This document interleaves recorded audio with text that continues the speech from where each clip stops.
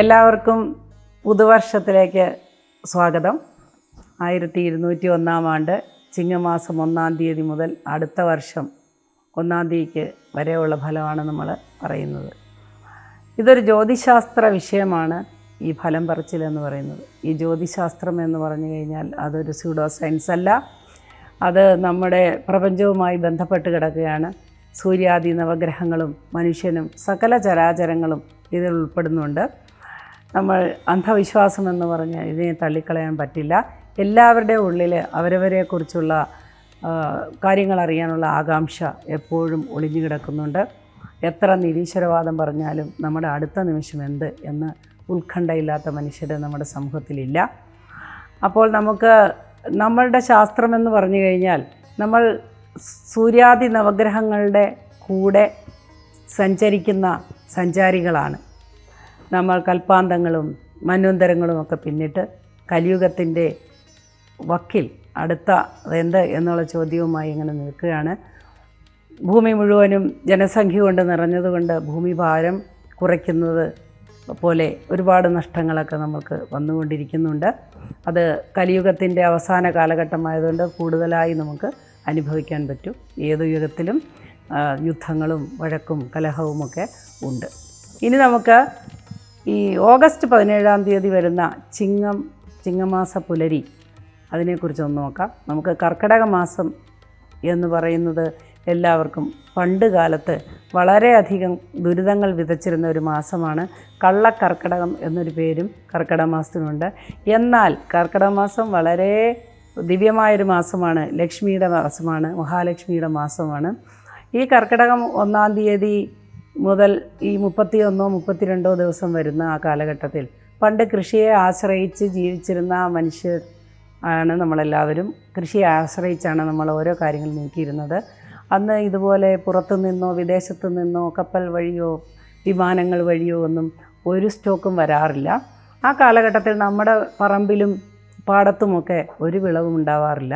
അന്ന് വിളവുകൾ കൊയ്ത് നമ്മൾ നല്ല ഫലങ്ങൾ അനുഭവിച്ചുകൊണ്ടിരുന്നിട്ട് ഒരു വർഷത്തിൻ്റെ അവസാനമാകുമ്പം നമ്മുടെ ഖജനാവ് അല്ലെങ്കിൽ നെല്ലറകളെല്ലാം കാലിയാകുന്ന ആ സമയമാണ്. ആ സമയം പട്ടിണിയും ദുരിതവുമായതുകൊണ്ട് ഒരു ദൈവിക മാസമായി എടുത്തുകൊണ്ട് നമ്മൾ വിശുദ്ധ ഗ്രന്ഥമായ രാമായണമെല്ലാം വായിച്ച് നമ്മൾ അടുത്ത ചിങ്ങമാസ പുലരിക്കായിട്ട് എല്ലാവരും കാത്തിരിക്കുകയാണ്. അങ്ങനെ ചിങ്ങമാസം വന്നു ചേർന്നിരിക്കുന്നു. നമ്മുടെ 1201 ആണ്ട് നമുക്കെല്ലാവർക്കും എങ്ങനെയാണെന്നൊന്ന് പരിശോധിക്കാം.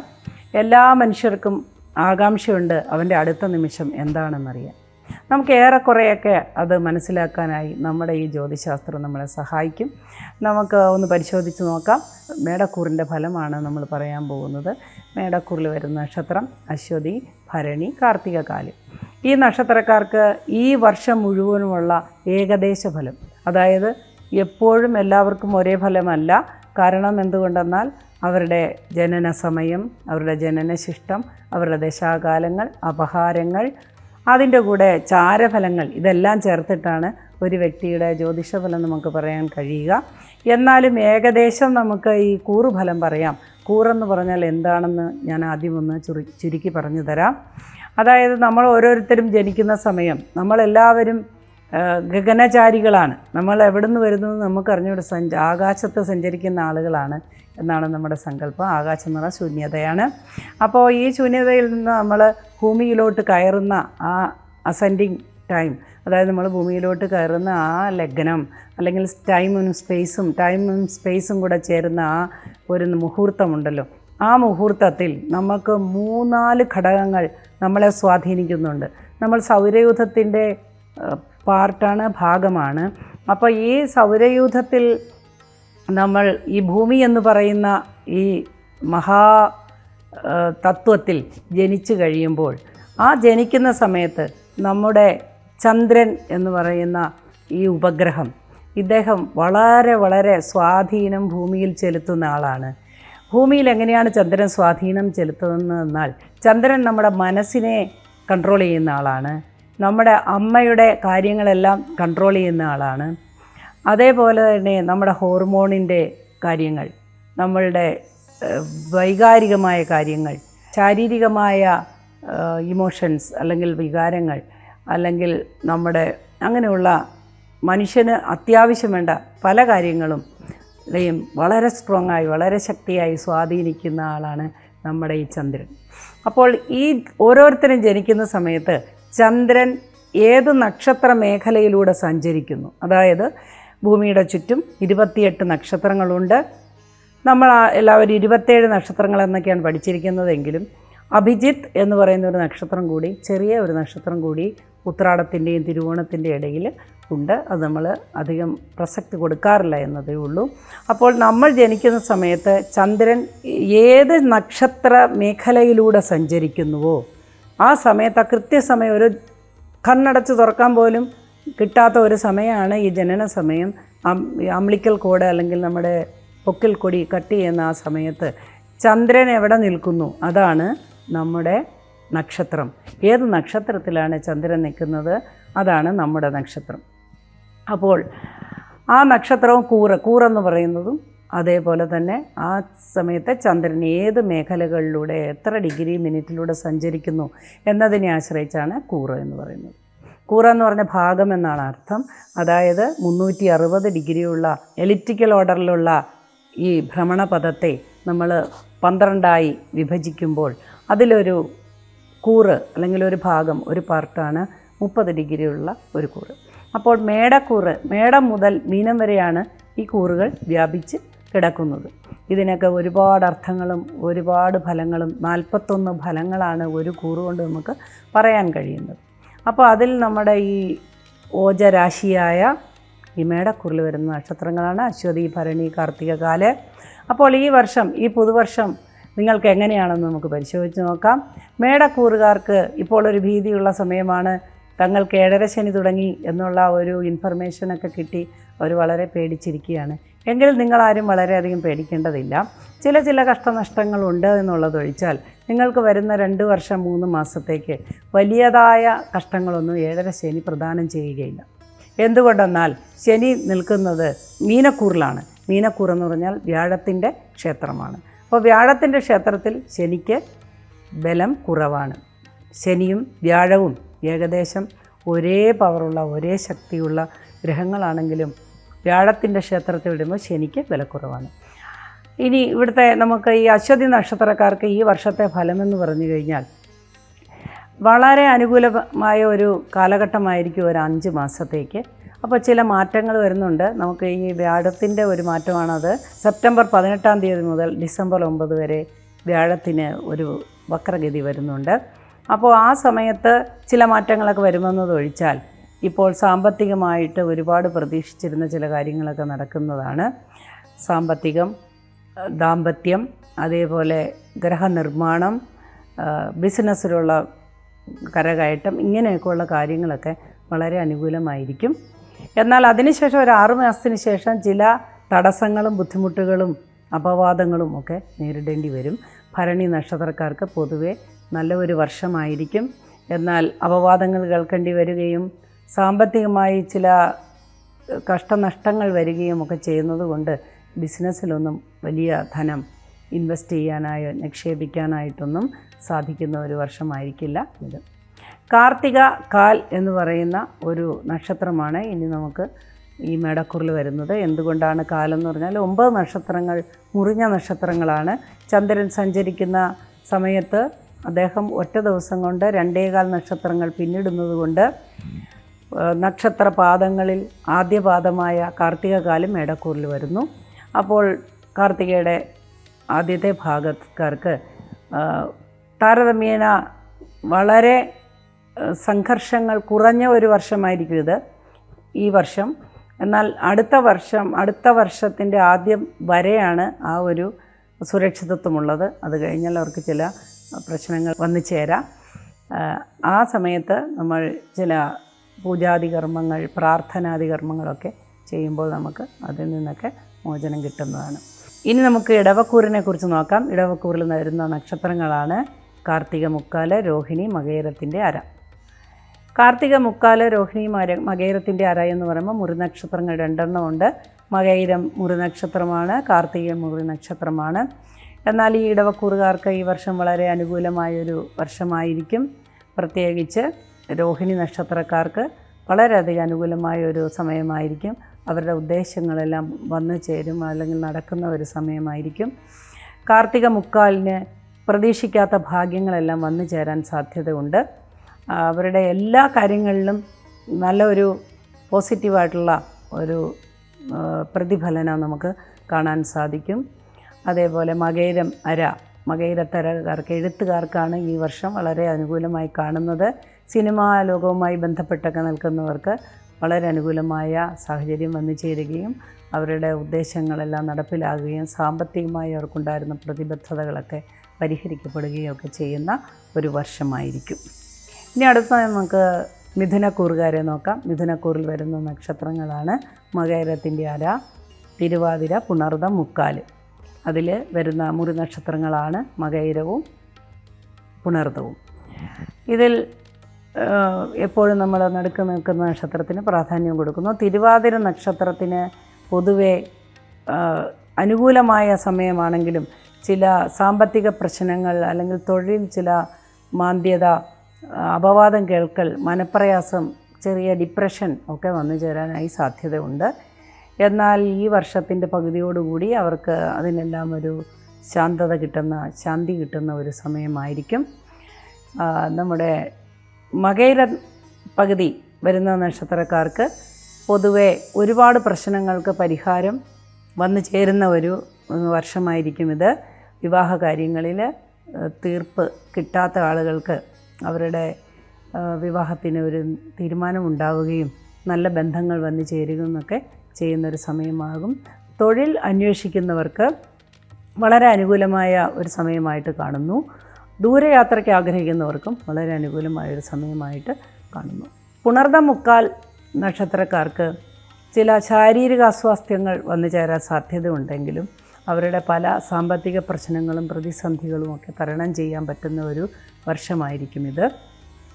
സിനിമാ രംഗത്ത് പ്രവർത്തിക്കുന്നവർക്ക്, കലാകാരന്മാർക്ക്, അങ്ങനെയുള്ളവർക്കൊക്കെ ഈ വർഷം വളരെ അനുകൂലമായി കാണുന്നു. വിദേശത്ത് ജോലി ചെയ്യുന്നവർക്ക് ഒരു തിരിച്ചു വരവിനുള്ള സാധ്യത കാണുന്നു. തിരിച്ചു പോകാൻ കുറച്ച് നാൾ പിടിക്കുമെന്നാണ് കണക്കാക്കുന്നത്. എന്നാൽ ഇതെല്ലാം തന്നെ ജാതകഫലം കൂടി നോക്കിയിട്ടാണ് നമുക്ക് ഉറപ്പിക്കാൻ കഴിയുക. അടുത്തതായി നമുക്ക് കർക്കിടക കൂറുകാരെ നോക്കാം.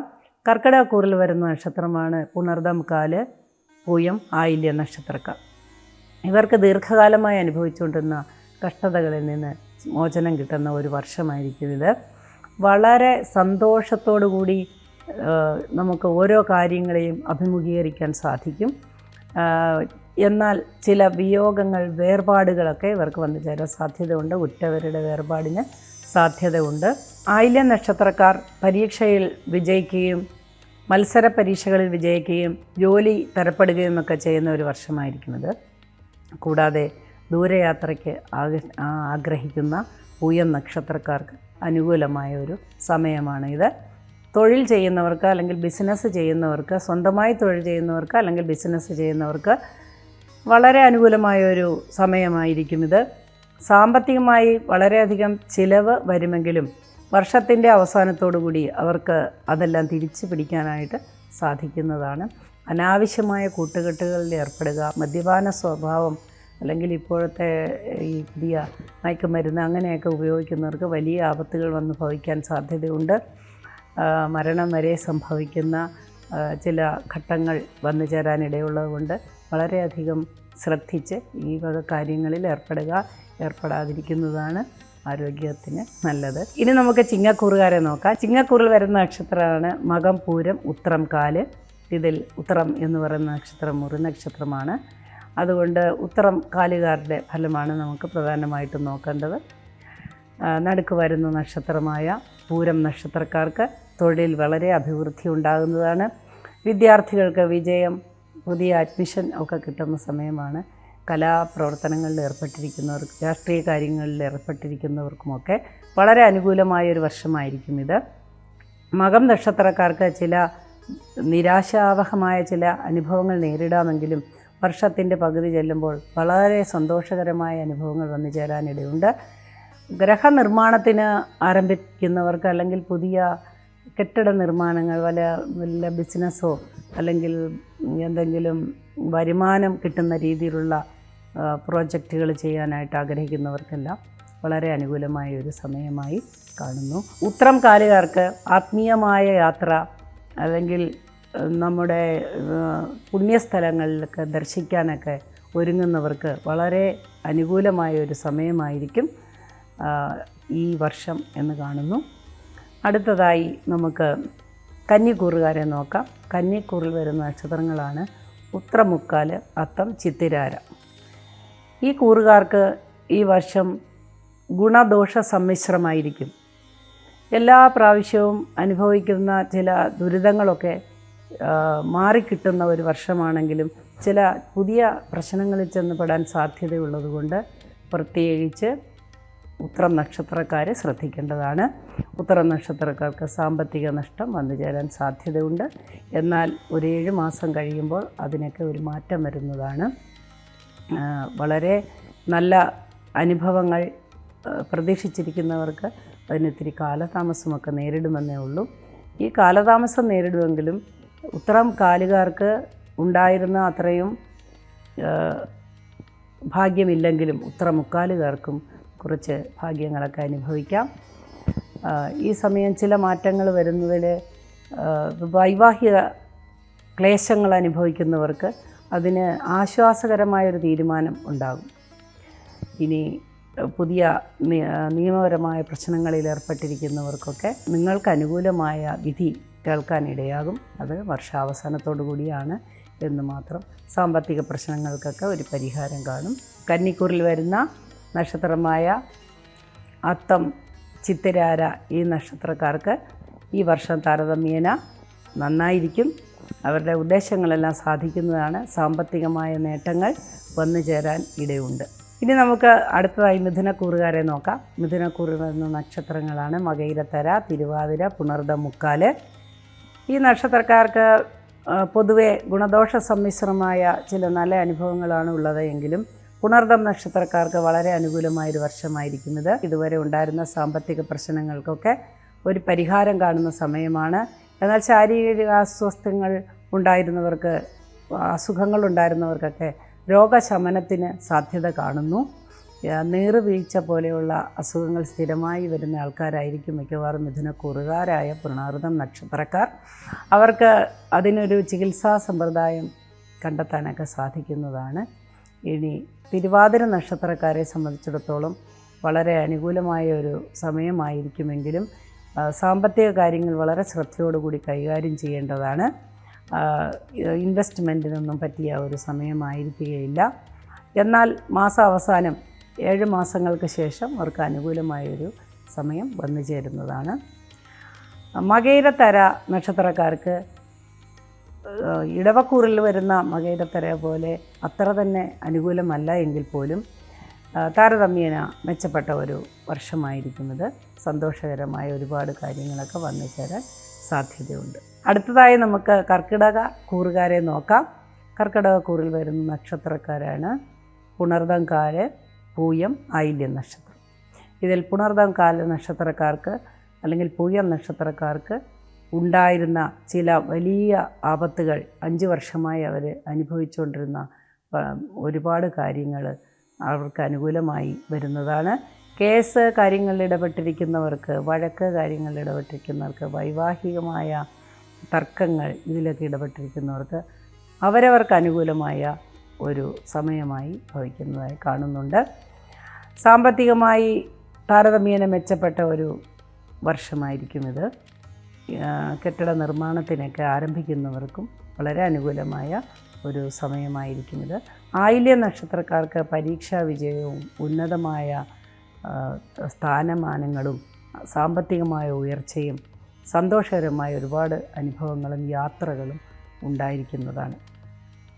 ഇനി നമുക്ക് ചിങ്ങക്കൂറുകാരെക്കുറിച്ച് നോക്കാം. ചിങ്ങക്കൂറിൽ വരുന്ന നക്ഷത്രങ്ങളാണ് മകം, പൂരം, ഉത്രം, കാല്.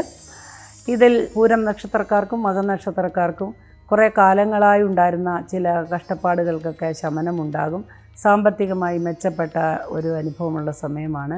സിനിമയുമായി ബന്ധപ്പെട്ടിരിക്കുന്ന അല്ലെങ്കിൽ കലാപരമായി ബന്ധപ്പെട്ടിരിക്കുന്ന എല്ലാവർക്കും കുറച്ചുകൂടി നല്ല ഒരു സാഹചര്യം വന്നു ചേരുന്നതാണ്. വളരെ മെച്ചപ്പെട്ട ഒരു ജീവിതം ഉണ്ടാകാനായി സാധ്യതയുള്ളൊരു വർഷമായിരിക്കും ഇത്. ഇതിൽ ഉത്രം കാല് എന്ന് പറയുന്ന നക്ഷത്രക്കാർക്ക് ചില കഷ്ടനഷ്ടങ്ങൾ നേരിടുമെങ്കിലും ചില വേർപാടുകൾ കാണുന്നുണ്ടെങ്കിലും അവർക്ക് അതിനെ തുടർന്നുള്ള ജീവിതം വളരെ അനുകൂലമായി കാണുന്നു. ഉത്രം മുക്കാല് അത്തം ചിത്തിരേര വരുന്ന കന്നിക്കൂറുകാരെക്കുറിച്ച് നോക്കാം. കന്നിക്കൂറിൽ വരുന്ന നക്ഷത്രക്കാർക്ക് പൊതുവെ കണ്ടകശനിക്കാലമാണ് എങ്കിൽ പോലും കണ്ടകശനിയുടെ വളരെയധികം ബുദ്ധിമുട്ടുകളൊന്നും അവരെ അലട്ടുന്നതായി കാണുന്നില്ല. കാരണം ഇത്തവണ വ്യാഴം വന്നിരിക്കുന്നത് ശനി വന്നിരിക്കുന്ന വ്യാഴത്തിൻ്റെ ക്ഷേത്രത്തിലായതുകൊണ്ടാണ്. ഇനി കന്നിക്കൂറുകാർക്ക് 10-ൽ വ്യാഴമാണ്. 10-ലെ വ്യാഴം പൊതുവെ ആർക്കും അത്ര നല്ലതല്ല. 10-ൽ നിൽക്കുന്ന വ്യാഴം കർമ്മത്തിലെ വ്യാഴം മർമ്മത്തിലെ കുരു എന്ന് പറഞ്ഞൊരു പഴഞ്ചൊല്ലുണ്ട്.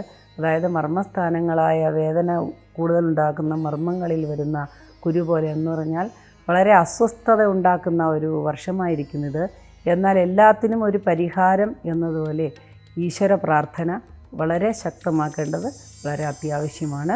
അടുത്തതായി നമുക്ക് തുലാക്കൂറ് നോക്കാം. തുലാക്കൂറിൽ വരുന്ന നക്ഷത്രമാണ് ചിത്തിരാര, ചോതി, വിശാഖമുക്കാല്. ഈ നക്ഷത്രക്കാർക്ക് അല്ലെങ്കിൽ ഈ കൂറിൽ വരുന്ന നക്ഷത്രക്കാർക്ക് ഒരേപോലെയുള്ള അനുഭവങ്ങളാണ് വരുന്നത്. അവർക്ക് ഭാഗ്യദായകമായ ഒരുപാട് അവസരങ്ങളും ഒരുപാട് നന്മ നിറഞ്ഞ സന്ദർഭങ്ങളും ഒക്കെ അനുഭവിക്കാൻ സാധിക്കും. വിവാഹാദി കാര്യങ്ങളിലും തൊഴിലിലും സാമ്പത്തിക കാര്യങ്ങളിലുമൊക്കെ ഉയർച്ച കാണുന്നുണ്ട്. ഇനി അടുത്തതായി വിശാഖം കാല്, അനിഴം, തൃക്കേട്ട അടങ്ങുന്ന വൃശ്ചികക്കൂറിനെ കുറിച്ച് നമുക്ക് നോക്കാം. വൃശ്ചികക്കൂറിൽ വരുന്ന നക്ഷത്രക്കാർക്ക് താരതമ്യേന അല്പസ്വല്പം വ്യത്യാസപ്പെട്ട അനുഭവങ്ങൾ വന്നു ചേരാൻ സാധ്യതയുണ്ട്. അതിൽ സുഖദോഷ അല്ലെങ്കിൽ ഗുണദോഷ സമ്മിശ്രമായ അനുഭവങ്ങളാണ് വന്നു ചേരുന്നത്. പ്രതീക്ഷയ്ക്കൊത്ത് നമുക്ക് ഉയരാൻ സാധിക്കുന്നില്ല എന്നൊരു നിരാശ വന്നേക്കാം. എന്നാലും ഉദ്ദേശിച്ച കാര്യങ്ങൾ നടക്കും, സാമ്പത്തികമായി മെച്ചപ്പെടും. പിന്നെ ശാരീരികമായ അസ്വാസ്ഥ്യങ്ങൾ കുറച്ച് ഏറിയിരിക്കുമെങ്കിലും വർഷാവസാനത്തോടുകൂടി അതിനെല്ലാം പരിഹാരം കണ്ടെത്തുന്നതാണ്. കലാരംഗത്ത് പ്രവർത്തിക്കുന്നവർക്ക് അല്ലെങ്കിൽ ഈ ഫണ്ടുകളൊക്കെ അന്വേഷിക്കുന്നവർക്ക് വളരെ അനുകൂലമായ ഒരു സമയമായി കാണുന്നു. ഈ വർഷം പകുതിയോടുകൂടി അവരുടെ ആഗ്രഹങ്ങളെല്ലാം സഫലീകരിക്കുന്നതാണ്. ഇനി നമുക്ക് അടുത്തതായി ധനുരാശി നോക്കാം, ധനുക്കൂറ് നോക്കാം. ധനുക്കൂറിൽ വരുന്ന നക്ഷത്രങ്ങളാണ് മൂലം, പൂരാടം, ഉത്രാടം, കാല്. ഇവർക്ക് 4-ൽ കണ്ടകശനിയുണ്ട്, 7-ൽ വ്യാഴമുണ്ട്. വ്യാഴം ഇടയ്ക്ക് വക്രഗതിയിലോട്ട് സഞ്ചരിക്കും. സാമ്പത്തികമായി ഇവരെ എല്ലാവരും പറ്റിക്കാൻ സാധ്യതയുണ്ട്. എന്നാൽ സാമ്പത്തികമായി വരവും അവർക്ക് വളരെ അനുകൂലമായിരിക്കും. മാസത്തിൻ്റെ അല്ലെങ്കിൽ വർഷത്തിൻ്റെ ആദ്യം അവർക്ക് മാനസികമായി ചില വൈഷമ്യങ്ങൾ അനുഭവപ്പെട്ടേക്കാം. വെറുതെ ഒരു നിരാശ അല്ലെങ്കിൽ ദുഃഖം ഒക്കെ വന്ന് ഭവിക്കാനിടയുണ്ട്. ഈശ്വര പ്രാർത്ഥനയാണ് ഇതിനുള്ള ഏറ്റവും വലിയ ഒറ്റമൂലി.